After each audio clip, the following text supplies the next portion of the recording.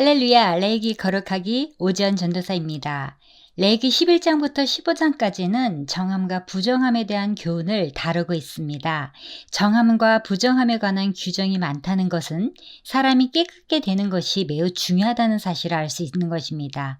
레위기 15장은 유출에 관한 규례로 유출은 사람의 몸에서 좋은 것이든 좋지 않은 것이든 밖으로 나오는 것 자체를 의미하며 유출병은 생식기에서 정액이나 피, 고름 같은 분비물이 계속 흐르는 병입니다. 레위기 15장은 남자의 유출을 하는 경우와 여자의 유출을 하는 경우로 나눕니다. 그런데 정상적인 유출 남자의 경우는 부부관계에 의한 설정인데도 부정하다고 합니다. 그래서 성소에 오르기 전이나 전쟁에 참여할 때 부부간의 성관계가 금지되었습니다. 여자의 경우는 자연스러운 현상인 월경하는 때도 여호와께서는 부정한 자라고 말씀하시고 성결 예식에 대해서 말씀하십니다. 유출 규례의 내용과 그 영적인 의미를 살펴보고 우리의 삶에 적용할 수 있는 부분을 생각해 보고자 합니다. 여호와께서 모세와 아론에게 말씀하여 이르시되 이스라엘 자손에게 말하여 이르라. 누구든지 그의 몸에 유출병이 있으면 그 유출병으로 말미암아 부정한 자라. 유출병은 종교의식상 부정한 것으로 간주되었습니다. 여기에서는 남자와 여자의 경우 모두 해당하기 때문에 정상적인 유출과 비정상적인 유출로 레위기 15장의 내용은 크게 네 부분으로 나눠 볼 수 있습니다. 첫째, 남자의 비정상적인 유출을 하는 경우입니다. 먼저 1절부터 15절까지는 비정상적인 유출로 이런 경우 단순히 유출이라고 하지 않고 유출병이라는 표현을 사용하고 있습니다. 2절에 이스라엘 자손에게 말하여 이르라. 누구든지 그의 몸에 유출병이 있으면 그 유출병으로 말미암아 부정한 자라고 기록되어 있습니다. 이런 경우 학자마다 견해차가 있지만 쉽게 말해서 성병입니다. 되게 불결하고 방탕한 성생활로 인하여 생긴 병 때문이며 타락한 인간의 몸에서 흘러나온 불경한 분비물이기 때문입니다. 따라서 이런 비정상적인 유출이 있게 되면 두 가지 특징을 갖게 됩니다. 첫째는 불결성이고 둘째는 전염성입니다. 불결해서 본인 자신도 위생적, 의식적으로 부정한 존재가 되고 전염성을 가지고 있으므로 그가 누웠던 침상, 앉았던 자리, 뱉은 침, 그가 탔던 짐승의 안장, 또 그의 몸에 닿았던 옷, 그릇 등 접촉한 모든 것이 부정해진다는 것입니다. 그래서 이런 유출병을 가진 사람은 그가 입었던 모든 옷을 세탁해야 하고 그릇 중 값싼 것은 깨뜨려버리고 비싼 그릇은 물로 깨끗이 씻어야 합니다. 그리고 그와 접촉한 사람도 몸을 물로 씻어야 한다고 규정되어 있습니다. 이는 오늘날 병원에서 시행하고 있는 감염 예방 조치 수준에 절대로 뒤떨어지지 않은 것입니다. 유출병이 있는 자는 그 유출이 깨끗해지거든 그가 정결하게 되기 위하여 이레를 센 후에 옷을 빨고 흐르는 물에 그의 몸을 씻을 것이라. 그러면 그가 정하리니 8째 날에 산비둘기 2마리나 집비둘기 새끼 2마리를 자기를 위하여 가져다가 회막못 여호와 앞으로 가서 제사장에게 줄 것이요 제사장은 그 1마리는 속죄제로 다른 1마리는 번제로 드려 그의 유출병으로 말미암아 여호와 앞에서 속죄할지니라. 비정상적인 유출을 앓는 사람은 이것이 영구한 질병은 아니기 때문에 시간이 지나면 낫게 됩니다. 그러나 병이 나온 후에도 7일을 더 기다려야 합니다. 7일 동안 기다려서 더 이상의 발병이 없으면 7일 후에 옷을 세탁하고 몸을 물로 씻고 8일째 되는 날 산비둘기 2마리나 집비둘기 새끼 2마리를 취해서 제사장을 통해 1마리는 속죄제로 다른 1마리는 번제로 드립니다. 그러면 깨끗한 자로 여김을 받게 되는 것입니다. 이는 문둥병자가 정결케 되는 의식보다 비교적 간단한 절차입니다. 두 번째, 남자의 정상적인 유출을 하는 경우입니다. 설정한 자는 전신을 물로 씻을 것이며 저녁까지 부정하리라. 정수가 묻은 모든 옷과 가죽은 물에 빨 것이며 저녁까지 부정하리라. 남녀가 동침하여 설정하였거든 둘 다 물로 몸을 씻을 것이며 저녁까지 부정하리라. 남자가 정상적인 부부 생활에서 설정한 때도 부정한 것으로 취급됩니다. 이것은 윤리적 도덕적으로 부정하다는 것이 아니라 하나님의 거룩성과 순결성에 대하여 부정한 것을 말합니다. 그러므로 이스라엘 백성은 하나님께 나아가 제사를 드릴 때와 하나님의 거룩한 전쟁에 참여할 때 부부간의 성관계가 금지되었고요. 몽정을 할 때도 그 사람을 진 밖으로 내보냈습니다. 바울이 기도에 집중하려 할 때 부부가 방을 따로 쓰도록 권면한 이유도 이와 무관하지 않을 것입니다. 그리고 남녀가 동침할 때도 저녁까지 부정하였고 그들은 둘 다 몸을 물로 씻어야 합니다. 남자의 정상적인 부부 관계로 인한 동침한 흔적이 남은 옷이나 가죽은 물로 세탁해야 하지만 속죄제나 번제를 요구하지는 않습니다. 이는 정상적인 부부 관계에서 발생한 유출이기 때문에 죄가 되지 않아도 이로 인해 위생적인 면이나 의식적인 면에서 부정이 생길 수 있음을 말씀하는 것입니다. 셋째, 여자의 정상적인 유출을 하는 경우입니다.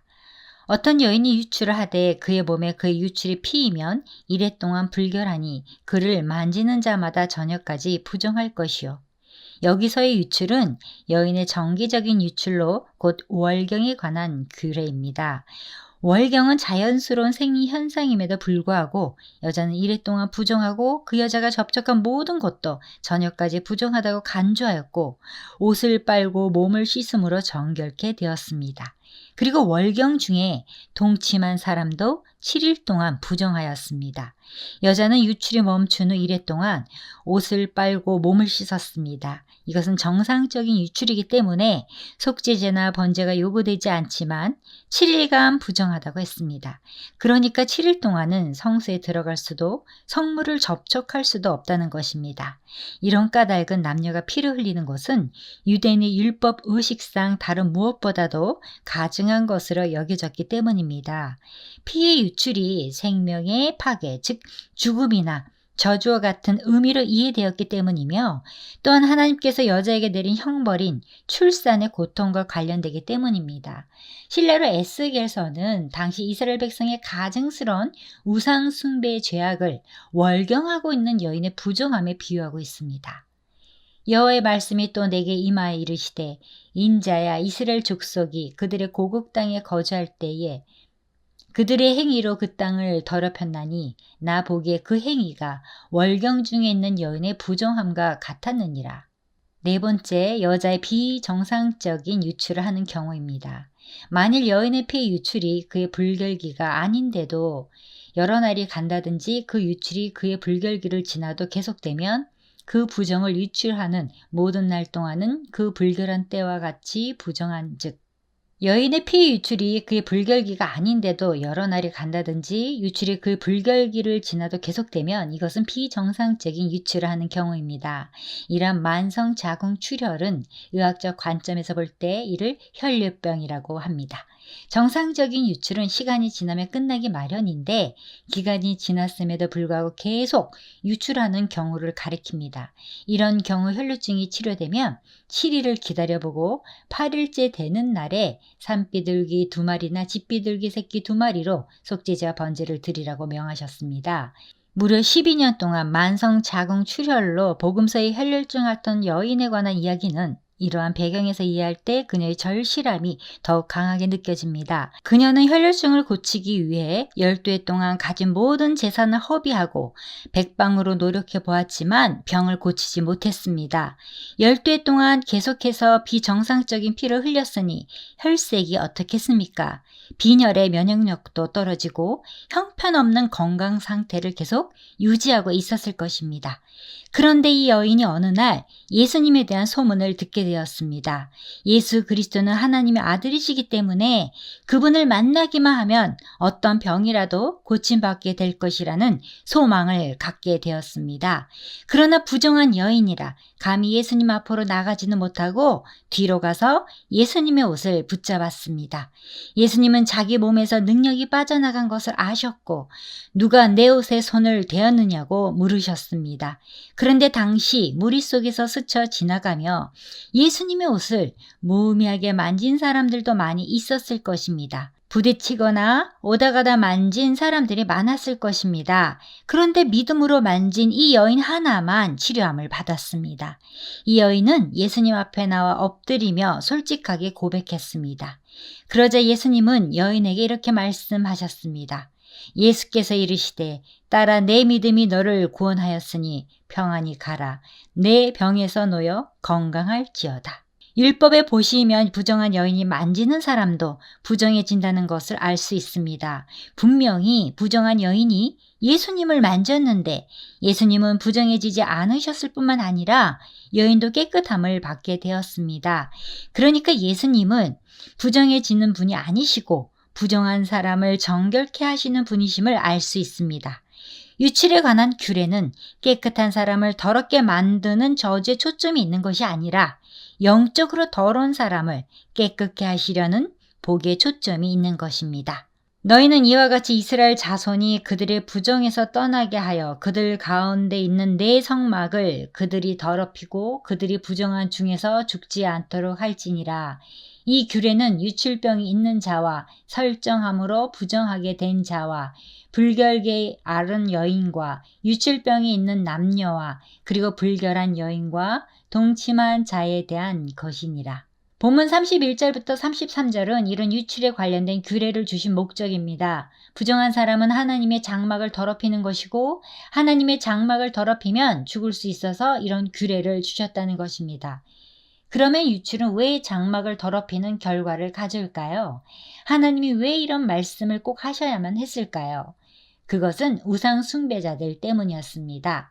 당시 바알과 아세라를 섬기는 우상 숭배자들은 신전에서 성관계했습니다. 그것은 하늘에서 바알과 아세라가 자극을 받아 흥분되어 그들도 사랑을 나눈다고 믿었기 때문입니다.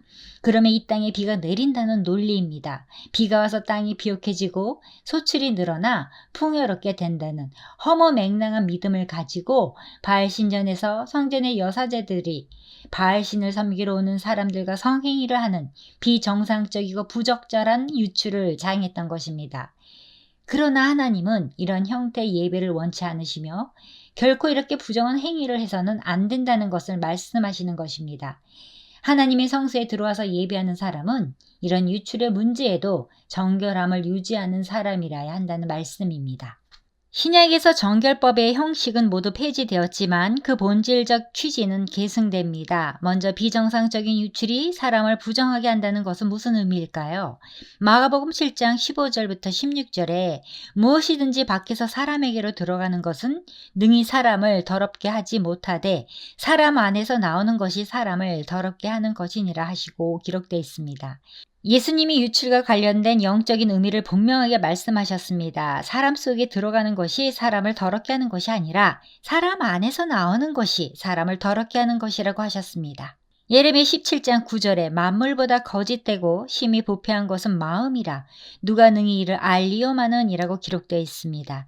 사람의 마음이 가장 더럽기 때문에 이런 악한 것들이 나올 수밖에 없다는 말씀입니다. 부패한 마음에서 유출되는 생각과 말과 행동들은 자신을 부정하게 만들 뿐만 아니라 만나는 사람들도 부정하게 만들어서 하나님의 복으로부터 멀어지게 하는 것입니다. 그러면 비정상적인 유출은 차지해 두고서라도 정상적인 유출이 사람을 부정하게 만든다는 영적인 의미는 무엇일까요? 그것은 인간은 누구든지 예외 없이 죄성을 가지고 있다는 이것이 유출 규례가 교훈하고 있는 아주 중요한 메시지입니다. 기록된 바 의인은 없나니 하나도 없으며 깨닫는 자도 없고 하나님을 찾는 자도 없고 다 치우쳐 한 가지로 무익하게 되고 선을 행하는 자는 없나니 하나도 없도다라고 기록되어 있습니다. 특별한 죄가 없다 주장해 봐도 의인이라고 할 수 없다는 것입니다. 우리는 모두 확실한 죄인입니다. 이것이 유출 규례가 교훈하고 있는 아주 중요한 메시지입니다. 그러므로 유출에 관한 규례는 모든 인간이 타락하였고 인간의 마음에서 나오는 것이 모두 부패하여 자신도 더러지고 남도 더럽게 만드는 죄악들이라고 하는 사실을 그림처럼 보여주고 있는 것입니다. 마무리합니다. 유칠병 환자의 활동 제한과 부분적 격리는 병원균의 감염을 차단하고 불결한 신체적 상태를 청결케 하여 환자가 조속히 회복되도록 하는 조치일 수 있습니다. 그러나 그런 보건위생학적 조치 이상의 제의적 신학적 개념에 의한 것입니다. 유칠병은 다른 사람 앞에는 드러나지 않는 병이며 그 불결함도 그러합니다.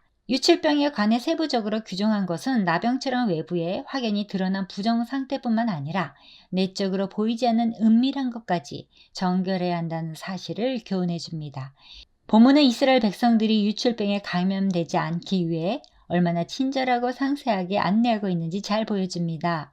유출병자와의 접촉은 물론 그가 앉았던 자리까지 청결히 하도록 명령하고 있습니다. 조금만 부주의하면 전염성이 강한 유출병에 감염되기 쉬우므로 계속 정결한 환경과 격리를 명령하고 있습니다.